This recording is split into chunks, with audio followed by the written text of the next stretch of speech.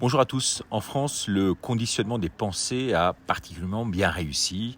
L'information en boucle sur le Covid en est un exemple. C'est le pain, le jeu, comme pour la plèbe, au moment où vous avez de l'Empire romain.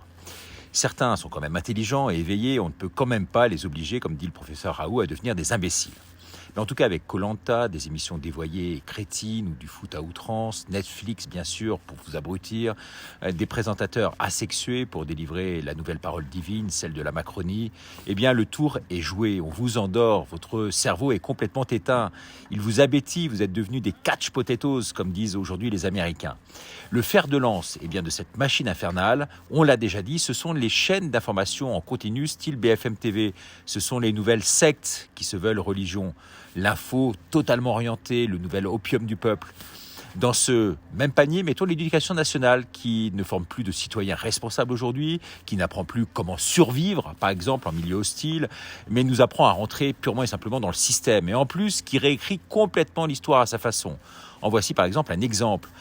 Nous, on a fait un court détour par l'Espagne avec Natacha et on est allé voir la Vierge Noire, vous savez, à 2 heures de la frontière au sud de Barcelone, pour se revitaliser un peu dans tous les sens du terme. Eh bien, un somptueux monastère qui domine ces collines ensoleillées. Premier monastère marial de Catalogne. Eh bien, savez-vous qui l'a détruit, ce monastère de Montserrat? Ce sont les troupes de Napoléon, sur ordre de l'empereur, avant qu'il ne prenne le pape en otage pendant 2 ans pour signer le fameux Concordat. Même cela, ça vous sera dit nulle part. Oui, l'abbaye détruite par les troupes napoléoniennes. C'était donc en 1811. Les bombardements datent de ce siècle. On comprend mieux pourquoi l'homme de l'Élysée, le nouveau pape, aujourd'hui du laïcisme, veut réécrire l'histoire, exprime en privé tant d'amour, d'admiration pour Napoléon. Il veut remplacer même aujourd'hui, me dit Natacha, les fêtes de Jeanne d'Arc par celles de Napoléon. Détruire nos statues religieuses, bien sûr, détruire les statues, par exemple, de l'archange Saint-Michel.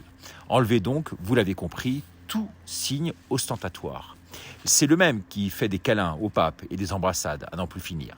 Je terminerai donc cette minute par la situation d'Étienne de Boétie, qui disait, un instant juste, qui disait « Quand vous serez convaincu que le pouvoir n'existe que parce que vous y consentez, alors n'y consentez plus et vous verrez qu'il n'y a plus de pouvoir. » Là voilà la belle citation de la Boétie. Merci beaucoup.